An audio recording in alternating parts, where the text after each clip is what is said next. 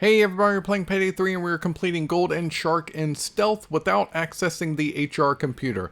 Because there is no difficulty specification, we're going to be doing this on normal. We're also going to be using this elevator access favor that we have available to us, alright? So this will make this much easier. Otherwise, without this favor, you will have to exit through the lobby.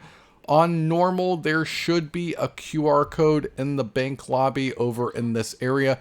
We need this QR code to open up a door to the loan officer's office. We only need one QR code for this mission, but we need to open up this door so that we can obtain a red lanyard that gives us access to the second floor.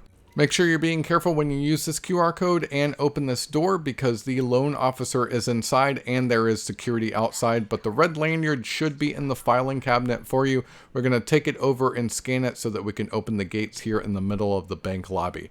Now, a bit of an exploit with these missions is that if you vote to restart, if you pause, vote to restart, and you don't go back to the main menu, everything stays the same. So we found the red lanyard location by accessing the HR computer initially. Likewise, with this pin pad, we hacked the server room, we hacked the IT room computer, and then we went back to the server room. So we completed the objectives of this mission in stealth mode up to a certain point.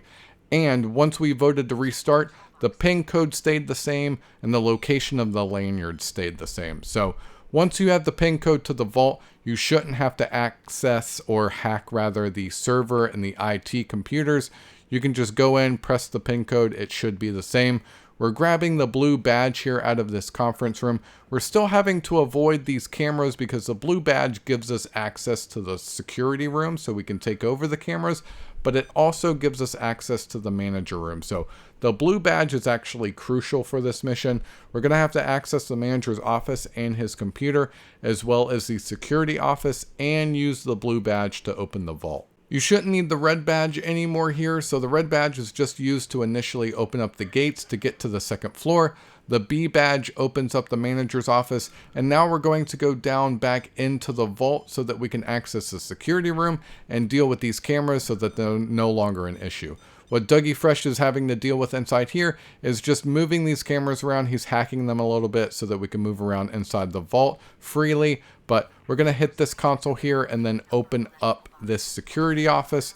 Inside the security room will be a guard. We can go ahead and take out the guard. So one person can put a mask on at this point. It's safe to do so. Eventually, you both will need to mask up. It's pretty much smooth sailing at this point. There are no more guards in this location. We have access to the security cameras. We're in the vault area. Now we need to get rid of the lasers in front of the vault. We do this by flipping specific switches as indicated on that iPad on the wall there.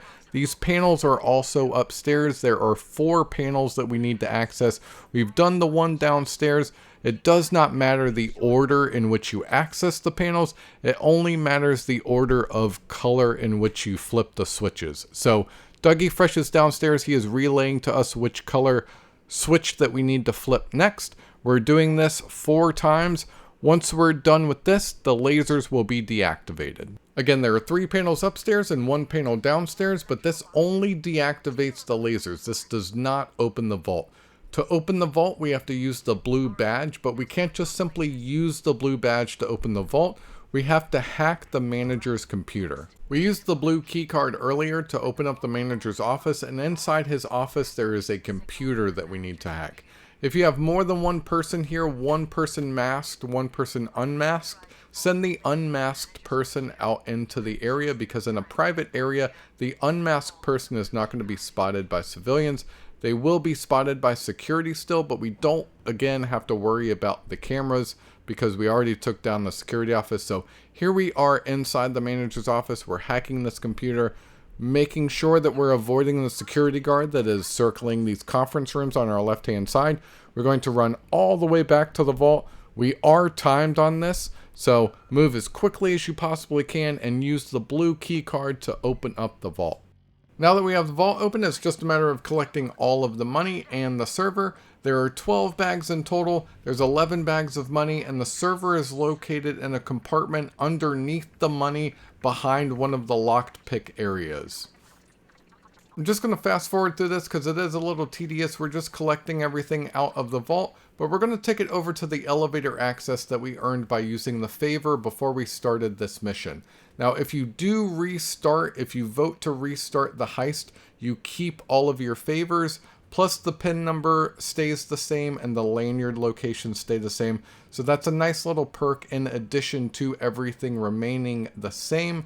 You do also keep all of your favors, provided you don't go back to the main menu. Okay, so make sure you're throwing the bags down into the elevator. If you miss, you are going to have to hop down and make sure you gather any bags that may have not made it down into the actual elevator, not just the shaft. So what I did here was I missed one, so I had to jump down, and as soon as you take fall damage, your mask goes on. We're going to grab the last bag here, dump it into the elevator, and that should be all of them. If you happen to fall down this elevator shaft without collecting all of the bags first, there is no way to get back up into the vault area, so you're going to have to drop down into the garage and go back up through the bank if you missed anything. Once you're down inside the garage, there will be a security guard and a couple of civilians that you need to take care of. We tied up the civilians here, moved them into the back area, and Dougie Fresh had already taken care of the security guard and answering his radio. We're just working on moving all of the bags into the back of the van at this point. We of course did not have to collect all 12 bags because the achievement says to complete Gold and Sharke in stealth without accessing the HR computer, which we did. That's just simply obtaining the red lanyard without accessing the HR computer. So we did all of that, but on top of that, we went ahead and cleaned out the entire vault. The achievement pop was a little bit delayed, but hopefully this helps you guys out. Thanks for watching, and we will catch you next time.